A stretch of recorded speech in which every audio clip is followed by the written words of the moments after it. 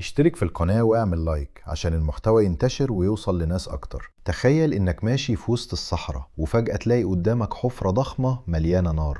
النار دي مش بركان ومش فرن صناعي، دي حفرة غاز في قلب صحراء تركمانستان، اسمها دارفازا جاس كريتر، والناس بتسميها دور تو هيل، بوابة الجحيم. لكن ايه اللي حصل هنا؟ القصة بدأت أثناء عمليات استكشاف عن البترول والغاز في المنطقة، وفي السبعينيات حصل انهيار للأرض في منطقة الحفر وفتحت حفرة كبيرة، والحفرة كانت مرتبطة بتسرب الغاز الطبيعي. الغاز بدأ يخرج من باطن الأرض، وكان في خوف إن الغاز ينتشر في المنطقة فتم إشعاله. الفكرة وقتها كانت إن الغاز هيحترق لفترة قصيرة وينتهي، لكن اللي حصل كان مختلف. النار استمرت وبقت الحفرة مشتعلة لفترة طويلة جدا، وتحولت مع الوقت إلى واحدة من أغرب المعالم المرتبطة بالغاز الطبيعي في العالم. لكن لازم نفرق بين حاجة مهمة: الحفرة دي مش بئر بترول بالمعنى التقليدي، هي مرتبطة بوجود غاز طبيعي في باطن الأرض، والغاز هو اللي بيشتعل. وتركمستان أصلا دولة غنية جدا بالغاز الطبيعي، وخصوصا في مناطق صحراوية واسعة. يعني الحفرة دي مش مجرد منظر غريب، هي بتفكرك إن تحت الصحاري اللي شكلها فاضي تماما ممكن يكون فيه نظام جيولوجي ضخم مليان هيدروكربونات.